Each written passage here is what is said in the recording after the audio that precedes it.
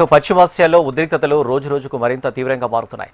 America, Israel, Iran పరస్పర దాడులు కొనసాగుతున్నాయి. ఇజ్రాయెల్ గల్ఫ్ దేశాలపై ఇరాన్ క్షిపణులతో విరుచుకుపడింది. ఇటు ఇజ్రాయెల్ కూడా దాడులు చేస్తుంది. ఈ నేపథ్యంలో Iran supreme leader Mojtaba Khamenei చనిపోయి ఉండొచ్చని మియామిలో జరిగిన ఓ కార్యక్రమంలో అమెరికా అధ్యక్షుడు డొనాల్డ్ ట్రంప్ అన్నారు. ఇరాన్ మిలిటరీ ధ్వంసమైందని, వారి కీలక నాయకులు కూడా చనిపోయారన్నారు.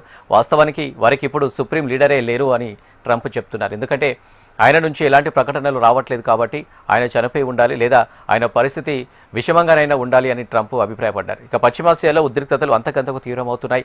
అయినా సరే సుప్రీం లీడర్గా ఎన్నికైన ముజ్తబా పేరిట ఎలాంటి ప్రకటనలు రావడం లేదు. అలాగే ఆయన ఇప్పటివరకు బహిరంగంగా కనిపించడం లేదు.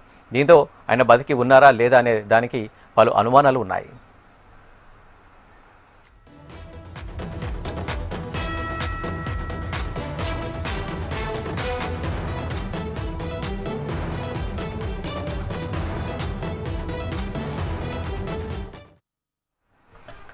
పశ్చిమాసియాలో ఉద్రిక్తతలు రోజురోజు మరింత తీవ్రంగా మారుతున్నాయి. అమెరికా, ఇజ్రాయెల్, ఇరాన్ పరస్పర దాడులు కొనసాగుతున్నాయి. ఇజ్రాయెల్ గల్ఫ్ దేశాలపై ఇరాన్ క్షిపణులతో విరుచుకుపడింది.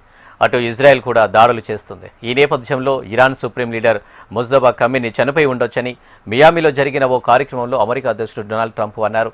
ఇరాన్ మిలిటరీ ధ్వంసమైందని, వారి కీలక నాయకులు కూడా చనిపోయి ఉన్నారని, వాస్తవానికి వారికి ఇప్పుడు సుప్రీం లేరు అని ట్రంప్ చెప్తున్నారు. ఎందుకంటే ఆయన నుంచి ఎలాంటి ప్రకటనలు రావట్లేదు కాబట్టి ఆయన చనిపోయి ఉండాలి లేదా ఆయన పరిస్థితి విషమంగానైనా ఉండాలి అని ట్రంప్ అభిప్రాయపడ్డారు. ఇక పశ్చిమాసియాలో ఉద్రిక్తతలు అంతకంతకు తీవ్రమవుతున్నాయి. అయినా సరే సుప్రీం లీడర్గా ఎన్నికైన ముజ్తబా పేరిట ఎలాంటి ప్రకటనలు రావడం లేదు.